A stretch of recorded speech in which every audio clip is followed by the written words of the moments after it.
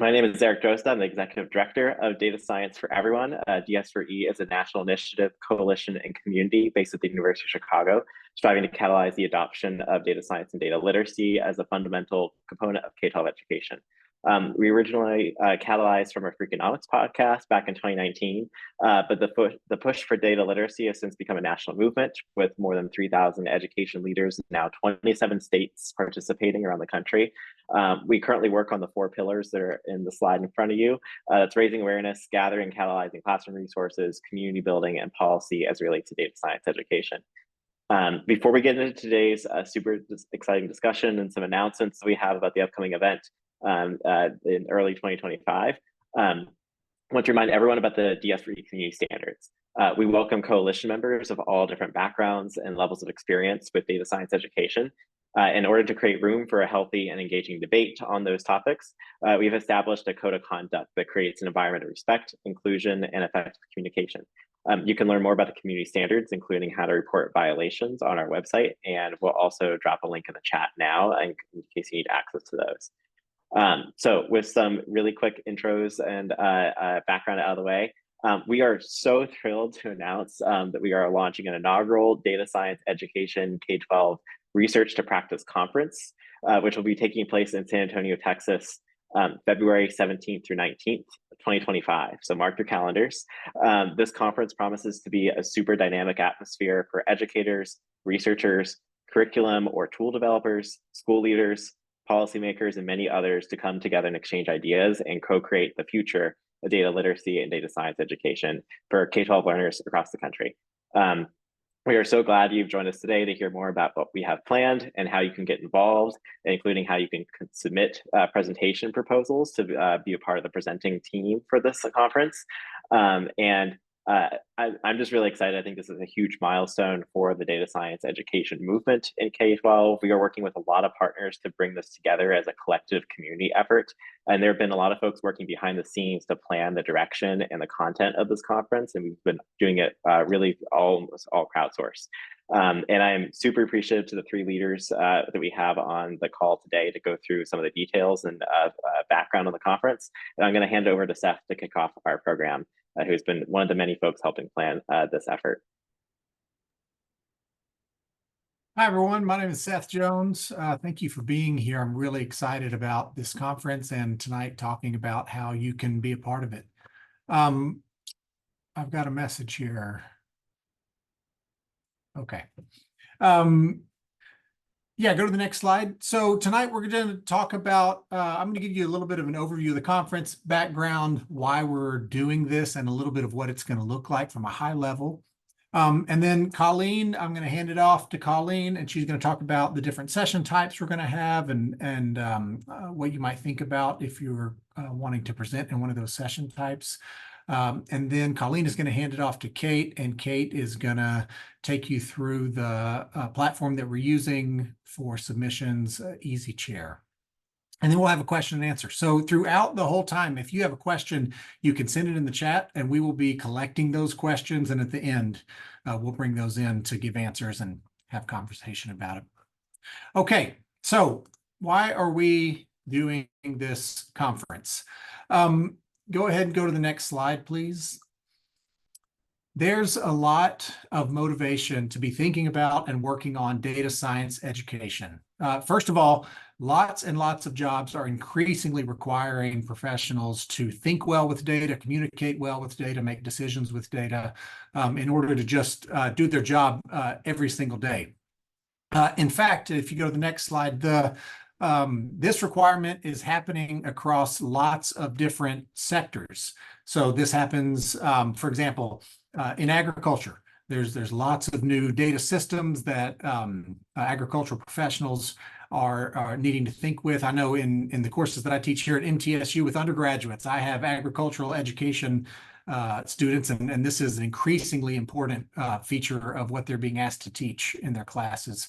In manufacturing, you have increasing attention to data and in fields like medicine. And these are just 3 examples across many, many, many sectors, both in what's often called STEM, but also in fields more related to humanities, where data are increasingly important for students as they enter the workforce. Go ahead and go to the next slide. But the motivation here is much bigger than just job preparation. People increasingly need to reason well with data just to read the newspaper and make sense of what claims are being made in the news or in really important discussions around them. So these are just two data visualizations that I've pulled from the New York Times and the CDC related to things like climate change and COVID-19 trends. And so if you think about the kinds of conversations that are happening around those, what we hope is that people are increasingly able to actually reason with the very complicated data that you need to grapple with in order to talk about those things well. So in response to that, a lot of states are increasingly making this a part of the learning goals across different content areas in their state. And this is happening in different ways. Sometimes it's at state level policy or standards. Sometimes it's more at kind of district level initiatives. Sometimes it's at school level initiatives. So this map is just sort of a smattering of the kinds of things that are happening across the U.S. And you'll see that there's a lot of states that are still gray, where there's just very little happening or not a whole lot happening. So the point of this map is that there is a response from the education side, but that it's diverse and people are all over the place working on things without necessarily a centralized common place to come together and learn from each other and coordinate what they're doing. And so that's why we are interested in starting a new conference called Data Science Education, K-12, Research to Practice. And the theme for the conference in the first year is addressing the human dimensions of data. This conference, we hope, will be a different kind of conference. And one of the ways that we hope it's different is that it will bring people from different communities that don't often get good chances to talk to each other and learn from each other. So we want practitioners to attend and present at this conference. That's teachers, that's instructional coaches, that's school level administrators, district level administrators. We want researchers to come to this conference. We want people who are doing cutting edge research in data science education and how to help people learn to be there, not only presenting, but also listening to those practitioners and learning from them. And then we also want administrators there. We want policymakers. We want people who are creating the policies that schools and districts operate under, both at the district level and school level and regional level. And what we envision is a conference where these different communities come together. They're both presenting and attending, and in innovative conference formats, they're getting to learn from each other and talk to each other about how we can help more and more students come to learn, think about data well and engage in data science in productive ways. This conference is going to be held February 17th through the 19th. In 2025. So we hope that you will go ahead and put that on your calendar. We hope that you will submit something to present there. We hope that you will plan to attend there. And hopefully the previous slide made this clear, but we want this to be an all-comers conference. If you think of the work that you're doing as data science education, then that means we want you to be there. It's going to be happening in San Antonio, Texas. All of the details about the location and the date are on the conference website, which is going to be coming through the chat very soon. And you can just click that link and go to the conference website. And the why for why we hope you will attend is innovation. That if you come, we feel confident that you will see innovation in data science education, but also innovation in conference formats, in how people are given opportunities to communicate their ideas, and how these different communities are supported to listen to each other and talk with one another from their different perspectives around data science education. So I'm going to hand things off to Colleen, who is going to share about our session types and how you can submit to those. Okay, hi everyone. My name is Colleen Smythe. I'm a high school math teacher in Portland, Oregon, and I currently teach a data science elective course. So I'm going to talk a little bit about our session types that we have at this conference. Some of them will feel familiar and some of them might feel different, but our hope is that there is a session type for everyone. So like Seth said, if you are doing data science education, this conference is for you. So that's for both researchers, for practitioners, for policymakers. We hope all of you will find a session type that makes sense for your ideas. So go ahead and hit the next slide, please. So our first type of session is an individual showcase. So think of this as kind of like a gallery walk if you're coming from an education space, but it's a spot for you to create a poster, to create a display on a computer, to have samples of student work. We will group them into themes and similar ideas. And it's about 60 to 90 minutes of standing at your station and just chatting with folks who come over about what you have to show. So if it's a really cool lesson plan that you want to share, if you're a teacher, maybe it's a poster for a research paper, if you're an academic, it can really be anything that's like a quick hit of an individual idea to present. The next one is individual papers. So this is for our research and academic community. If you have a paper you'd like to submit to a conference, this is very similar to other types of academic conferences. We will group them. Again, if you don't have a set of people you'd like to present with, we will put them in groups by themes, and broad similarities may be aligned with our session strands. They should be about a 10 to 15 minute presentation. The next one is a structured session. So this would be something that includes a chair or a moderator, and it's a collection of papers that you are deciding go well together. So maybe if you have research partners who you work with, or practitioner partners who you work with, and you want to bring everyone together to have an engaging session for attendees, maybe a panel, maybe a short presentation of each poster, could have a Q&A, and it's going to be about 80 minutes. Right, the next one we have is lightning talks. These have gotten really popular. I think the last 2 or 3 conferences I've been to have all had some version of this. So it's just a quick 5-minute or less presentation on anything you want to share. We really want to encourage that this is a space to share anything related to data science. It could be a lesson plan idea. It could be things you're taking away. It could be comments from students you've gotten from using data science in your classes. But it should be just a quick, engaging 5 minutes on a topic that's going to leave your audience curious to learn more about whatever you have to share. And then finally, we have the workshops or submit your idea. So workshops would be kind of a traditional format for a lot of education conferences where you're presenting a lesson, giving your participants an opportunity to experience something that is hands-on. So maybe you're walking your participants through how to engage with a particular data set, the kinds of questions you would ask students to engage with about that data set, et cetera.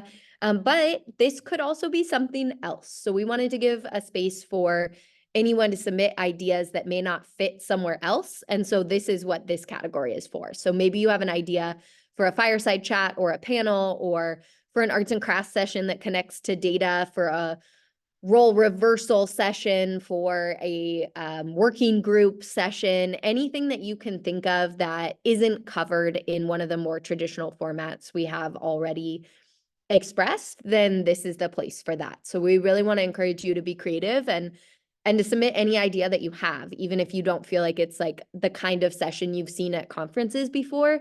We welcome that for this conference. So think about what would be fun and engaging and innovative for people to experience. I do see a question about allotted time for workshops.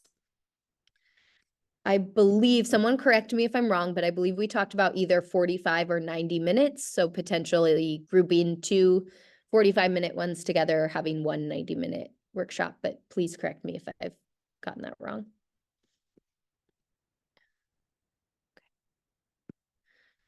I think I'm now going to turn it over, I'm now going to turn it over to Kate to talk about EasyChair, which is where you'll actually submit your ideas.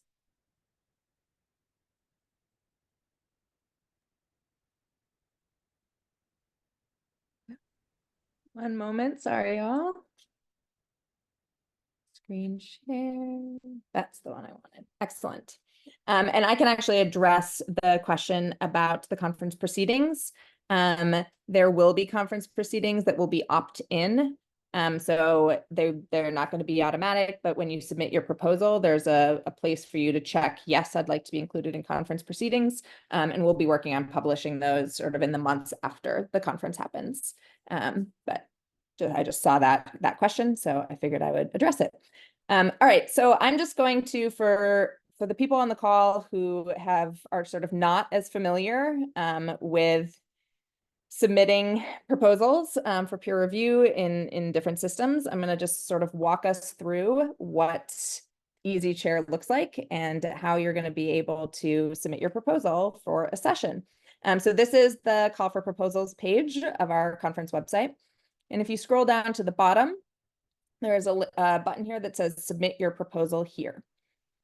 This is going to take you to EasyChair, which is the site that we are using for our submissions for this conference. If you've never used EasyChair before, there is a link down here at the bottom to create an account. And that process is relatively simple. You create an account, it sends a link to your email, and you open it up, and it's totally free to create an account. And I've used EasyChair many times. They don't spam you with emails or anything like that. So it's pretty easy and straightforward to set up. And I will also say that here we have author guidelines. This document is going to step you through both everything that Colleen just covered and everything that I am about to cover, including how to create an EasyChair account. So I'm going to talk us through this, but it is also a lot of these details are included in this document from the website. So once you've created your account, you can log into EasyChair, and this is what you will see. The name of the conference is up at the top here, and EasyChair calls presenters authors. So when you see author here, author is referring to anybody who is authoring a conference proposal. So anybody who wants to present, even if that's just a lightning talk, or if it's a workshop, any of those things, you as the person who is proposing are considered an author in the language of EasyChair. So you can click here, make a new submission. And again, if you click the read instructions here, there is another link to that same author guidelines document that's going to help walk you through all of this. Within this space in EasyChair, you're going to be asked to fill out some information about yourself and about any co-presenters that you might have for your submission. You don't have to have co-presenters. You are more than welcome to submit a presentation proposal on your own. In that case, you would just fill out this first box and leave the rest of these author boxes blank. The thing here with corresponding author, that check, that just means that anybody who is checked for corresponding author will receive emails about the proposal. So, they'll receive an email when you submit it, and they'll receive an email once it's been reviewed, and they'll receive an email about whether or not it's been accepted. So if you have a coworker or something that's going to present with you, but doesn't want to know anything about it, you can put their name in here and then just unclick the corresponding author, and they just won't get any emails from EasyChair. Then there'll be space for you to enter the title of your presentation, and then space for you to enter any keywords. So here you can just sort of write any themes for your talk, sort of whatever you think the big keywords that your talk or your workshop or your presentation is related to will go in here. And then this is your session description. So I'm going to pause from EasyChair for a minute to bring us back to the call for proposals page. There's also here a proposal template. And if you open this up, this provides you a really nice document to write out your session proposal. You can download this in the form of a Word document and edit it there, or you can create a copy so that you can work with it within Google Docs with anybody that you might be presenting with. So this session description is sort of a short section at the top that'll go at the top of your proposal. For lightning talks, the session description is, I think, only 50 words. It's very short. For everything else, it's 150 words. But this is what will end up in the program. So this is where you sort of describe, what your workshop or your presentation is about. And this is what's going to go into the conference program for other people to see and come to your talk or your session. So that is what then goes in here into the session description section in EasyChair. There are then a number of boxes, sections to fill out that just help us to, as reviewers, as conference planners, to understand, what you're actually proposing here. So those 5 types of proposals that Colleen just talked through, you'll need to click one of those to let us know which type you're proposing to do. And then we have a number of strands, and you can find more information about these strands on the conference website, both in the call for proposals up here at the top, talks through all of the strands, and then also in that author guidelines document that I directed you to. And so these strands are some of the themes of the conference, and they will help attendees to sort of figure out which sessions might be interesting for them to attend. And if you feel like your proposal doesn't fit cleanly into any one of the strands, just pick the one that feels the closest. Because this is the very first year we're doing this conference, we had a team that helped figure out some of these strands, but we're learning as we go. So if you have a proposal that you feel like doesn't fit into any of the strands, that's okay. We still very much welcome you to submit a presentation or a session proposal. Just click the one that you feel is like somewhat closest. And then we'll have some space to give feedback, and there'll be space for you to write and say, like this didn't necessarily fit, so that we can improve them for next year. Then primary audience. So again, this will be something that will help us make sure that we are having sessions that really fit to all of our different audiences. Same with content subject matter. For both of these, you can check as many as you want. So if you have a session that you think is really useful for both high school and middle school teachers and instructional coaches, click all of those. And then the same thing with content or subject matter. If you're doing anything somewhat interdisciplinary, feel free to click as many as are relevant. And then there's another section that's optional for some additional keywords that we just sort of want to track as sessions are being applied. And then here's that proceedings publication point that I pointed out earlier. And then reviewer. So every session proposal that gets submitted will be reviewed by people from the community, peers, academic researchers, but also teachers and different people. And so if you want to be a reviewer and part of that process to learn a little bit more about what happens behind the scenes, feel free to say yes, but also absolutely no pressure. So definitely feel free to say no as well. And then finally, the very last thing is you need to upload your full proposal paper. So again, this comes back to our proposal template here. So if I'm somebody who is, writing this, I will go in and I'll put my proposal type here, my title, I'll write my session description, and then the body here, obviously I would change this so that it's a title of my section and not saying body text formatting. And then in here, I write those sort of components that Colleen was just talking about earlier, about the things that we sort of want to know and hear about your presentation. And again, you can find those in much more detail here in the guidelines and also on the website. And then once you've done all of that, save, and it should be total of 1,000 words, so or less. So not too super long. And again, if it's a lightning talk, it's only 500 words total, so it's even shorter.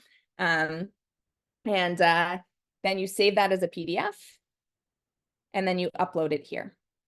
And once you've done all of that, you hit submit. And then what happens is that your session goes into the EasyChair system. And after all the submissions are in August, we have a team of reviewers who there will be 2 reviewers assigned to each session. The reviewers will read it, sort of get a feel for whether or not it's a good fit for the conference, and then let you know. So that is the rundown of EasyChair and sort of how to develop proposals for sessions. And I will stop sharing and hand it back to whoever is next, which I'm not sure. It's me. Oh, yay. I'll hand it back to Seth. All right, so right now is the time for question and answer, for us to hear your questions. We've had some come in the chat. We can start there. Please, if you want to send more in the chat, send those through at any time. And there's a couple of these we've also been replying in the chat along the way, but I'll just kind of amplify a couple of the, I think, very easy, quick answers first, and then I'll open up for sort of a discussion from the presenters on some of the other ones. So should you identify the type of session when you submit your proposal? That is a yes. Please tell us what kind of session you have in mind. If you're submitting a structured session, do you need to list everyone that is presenting in that structured session as authors? Yes, please do that. Are theoretical pieces welcome? Yes, we welcome those. Okay. A question that I want to open up to the panel is, how do we determine if our work is better for a structured session or for a workshop? So anything that is hands-on for your participants should go in the workshop category. A structured session is more of kind of a traditional academic conference session where you've got presenters delivering information to the folks in the session. So that's going to be a little bit more structured and formal looking. It's going to be more stand and deliver. And then a workshop is more of your participants engaging in that material themselves. Which doesn't mean that a structured session can't have a Q&A element or some other kind of interactive part for the participants, but it's not the primary focus of that structured session.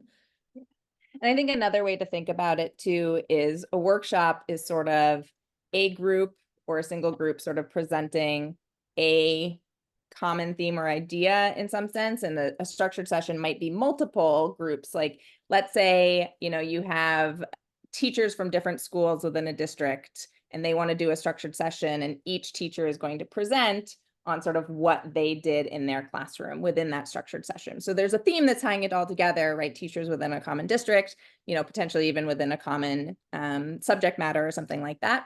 But each one is sort of presenting what they each did individually, where a workshop might be something where, you pose a big idea and you want everybody to sort of work on it and talk about it and together, or as Colleen said, like a hands-on where we're going to demo a lesson.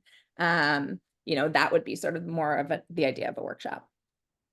And I did see in the questions as well, sorry to jump in, Seth, about acceptances. We aim to have those out the first week of November. So the review process will happen August, September, October, and we'll notify people of acceptances the first week of November. That's the goal.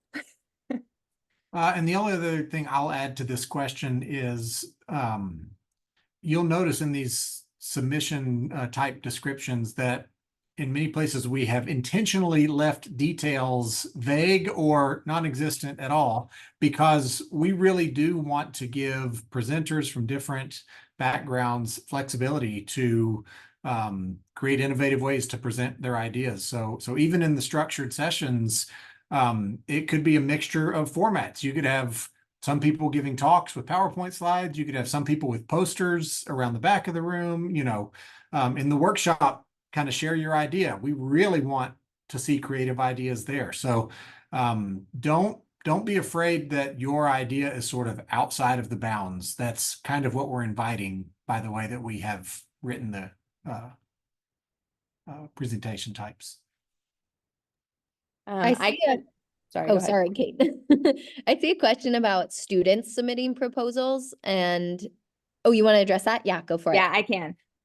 So I just want to clarify, Evangeline, if you are talking about college age students who are legally adults, the answer would be yes, they should use this process. If you're asking about high school students or younger, really they should work with a teacher or a program manager or something like that, who is going to be the person who is sort of looking out for them. We don't, as a conference, have the ability to sort of manage underage students. So we would suggest that if you have high school or middle school students that you want to bring to the conference, that you could potentially have them work on a proposal, but you should write it up, and you can say in it, like, I'm bringing some of my high school students, and sort of frame it that way. But the responsibility for managing, getting them to the conference and all of that will be on you as the adult who is proposing. And then I saw also a question about funding, so I can also address that.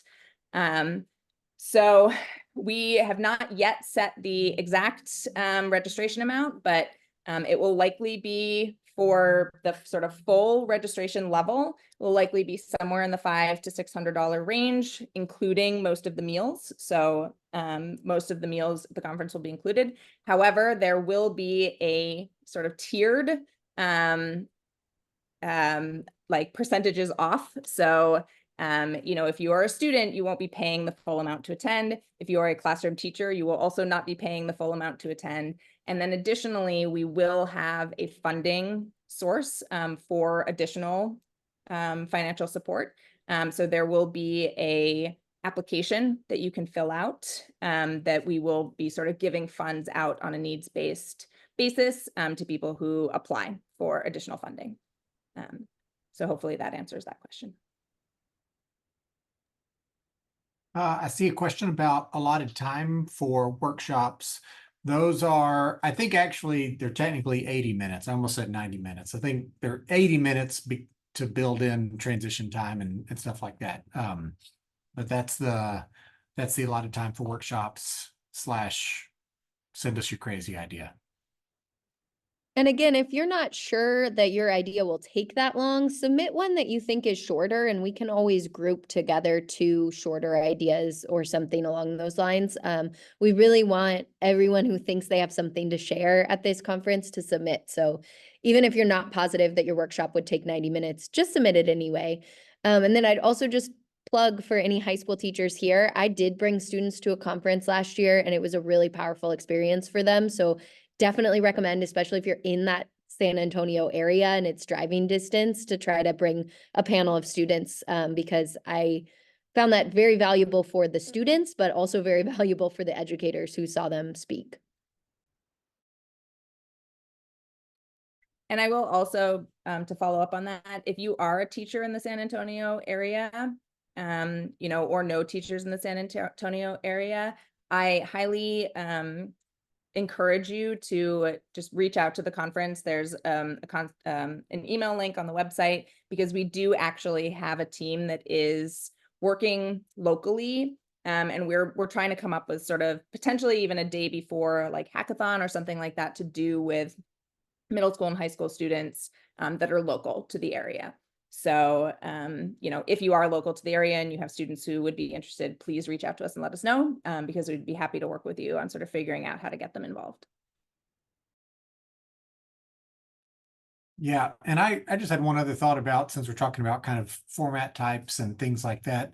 I'm assuming that there are people on the call from different backgrounds, teachers, practitioners, different researchers, curriculum developers.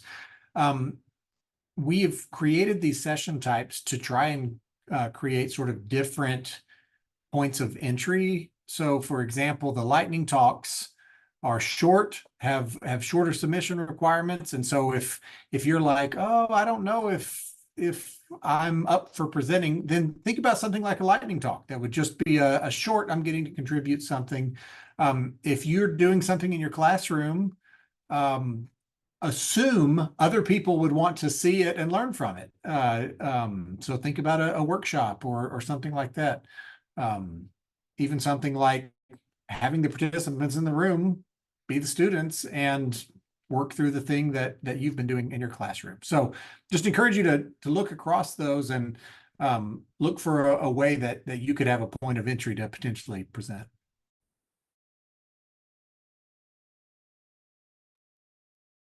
I saw another question in the chat about registration fees. And so I did want to just say again that the registration fee for classroom teachers will be significantly lower than that $500 to $600 number that I cited earlier. And also, though getting a session accepted to the conference does not waive your registration fee, it does bump you to the list of priority for additional travel support and funding. So when you fill out your the application for travel support, we will be prioritizing giving that funding to people who have had a session accepted to present.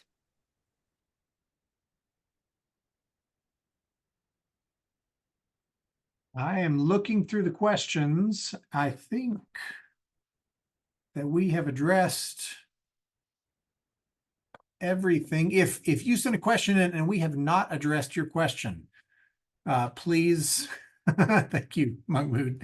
I will say, to Mahmood's point, the hotel for the conference is right on the Riverwalk in San Antonio. So if you've been to San Antonio, you know that that is a very lovely area. And if you have not, let me just share that it is a very lovely area. The hotel literally abuts the river that runs through downtown San Antonio. It's a short ways from the Alamo. So it will definitely be a nice place to be in February. Kate, we just got a question asking if authors can submit multiple proposals. Absolutely, yes. You know, especially if you are sort of submitting with different groups about different topics. You know, for example, I right now, as a researcher, am working with a number of middle school teachers. The middle school teachers that I'm working with are submitting a proposal, just the two of them. We are submitting a proposal collectively about sort of research practice partnerships. And then one of the researchers on the team is submitting a separate proposal about the research piece. So as a collective team, we're submitting multiple times, but sort of in different configurations. But for example, I'll be on all three of those. The teachers will be on two of them. So yes, you can definitely submit more than one proposal.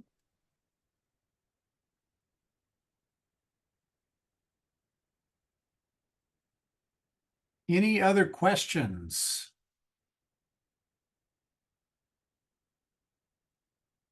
Because I'm really good at wait time. I'm really good at wait time.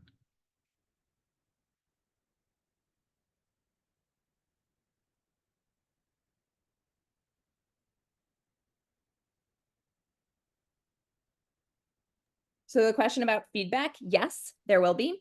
So as I said, there will be at least 2 reviewers that will review each submission proposal. Those reviewers will read through the proposal. They'll write, there's a little rubric, and they'll write some notes. And all of that is done within EasyChair. So you will be able to go back into your EasyChair account and see what your reviewers wrote to you. And so that goes both for if you get accepted and if you don't, you'll get to see what the reviewers said and their feedback on it. K-5 and middle school teachers are encouraged. Definitely, we would love to have you. We have a couple of K-5 and middle school teachers on our planning committee for the conference. So we're working really hard to make sure that those voices are included. Like I said, I have some middle school teachers that I'm working with who will be submitting a proposal. So we definitely love to have K-5 and middle school teachers and any other work that's being done in those spaces at the conference. Yeah, and I just want to expand that question just a little bit to say teachers across ages and contexts and grade levels and content areas that we are not a group that thinks of data science education as even necessarily coding on a computer, that there's lots of ways of engaging kids in data in important ways. And so that could be in a preschool. It could be in a undergraduate, I'm sorry, not undergraduate. It could be in a high school setting. And so just really encourage you to recognize that we think really broadly about data science education and want to have you there. I can address the one about the conference theme. So question about our theme of addressing the human dimensions of data. So one of the things, our planning team is a really interdisciplinary group of teachers, researchers, policymakers, and all different subject areas too. And so one of the things that we really wanted to center in this is like building on what Seth was saying. It's not just about coding on a computer, although that can be important. It's also just about understanding how data shows up in our society. And as we're having these conversations, a big theme for us that came up was ethical uses of data, how we use data to do civic engagement, how data science incorporation can help students feel both more connected to the content and more connected to community. And so really, we're just thinking about how do we not just make this a tech bro centric kind of event, but how we're really thinking about data in all of its forms and all of the ways that it shows up in society, especially as we're thinking about how to incorporate it into education in a responsible and ethical way. Yeah, it's just, and I just, speak to what Colleen was just saying, that it's really clear being a part of this group that that's foundational to what we want to build as a community, as a group that sees data as a collective human activity, that data are never neutral, that they're always created by humans, for humans, with a purpose, and that the reason why that's important to have foundationally is because as kids learn about data, like Colleen just said, that's such an important thing to be learning, not just technical kind of snazzy skills, but understanding the kinds of questions you want to be asking anytime you're engaging with data.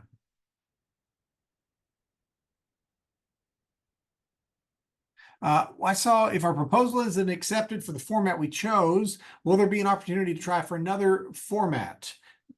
I'll answer that, and then I can be corrected if I'm wrong. But I think that our team will have the opportunity to identify a different format that might work better, even if your proposal was not accepted in the format you submitted it. Yes, Seth. And if you saw my response in the chat, there is not currently a question about that in EasyChair, but I will add it right after this webinar. So there will just be an added question that says, will you be willing to present this topic in a different format? And you can just click yes or no. And if you click yes, then as Seth said, the program chairs who are sort of creating the program and figuring all of that out will basically propose to you a different format for your session. I think I'm seeing this question in the chat as well about the research is both in K-12 and higher education data science, so it can be across ages. Can you still propose it? Yes, propose anything and everything. We really want this to feel like a no limits kind of opportunity, and it may not be accepted, but we would like to see your ideas. Don't self-select yourself out of it, right? We really want everyone who thinks they might have something to contribute to the K-12 space, even if that includes K-12 and college, like go ahead and submit that. We have college classes that are offered in high schools that may be really, really relevant for a lot of us. I know I have a proposal that is like that as well about a dual credit course. And so anything and everything, please submit. And also, I'll just reiterate that in saying that this is a brand new idea, right? This is the first year we've done this conference. So we really just want everybody to propose everything they can think of that they feel fits within this space, so that we can really get an idea for how we can, expand or, shift our categories and things for next year to make sure that we are being inclusive of all of the different ideas that are coming in this community. Yeah, because it kind of goes back to the slide earlier where we showed the map of the United States and all the different colors and states, and just things are happening in so many different places at so many different levels from so many different communities, that we want this to be a place that as many of those people as possible see as relevant to their work. And then, like Kate just said, we will learn an awful lot together about what is happening and how it's related to each other. We don't pretend to know just, from where we're sitting, what all the good ideas are out there.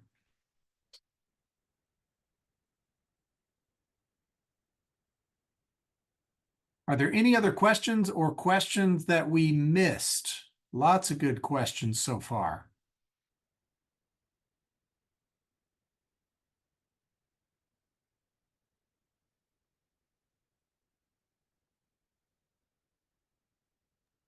Awesome. And if we're hearing none, I would like everyone to join me in giving a huge round of applause for our conference presenters and conference organizers. And I also, just to lift the veil off the behind the scenes work here a little bit, there are a number of working groups across a couple different facets of this conference that have been working really hard, all mostly on a volunteer basis since the beginning of February of this year, to put this event together.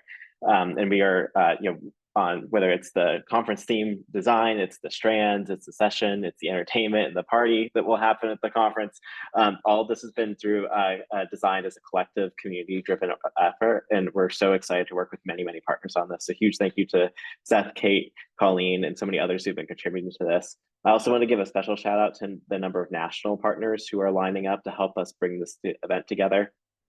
Which includes groups like the Council of Great City Schools, the National Rural Education Association, TODOS, the group Black Kids Predict here that's based in Chicago. And that's just a small number of the community partners that we're pulling together, including a few additional ones in San Antonio, including the UT San Antonio campus and their new College of Data Science, and a couple of local curriculum partners that are working in the space locally in Texas.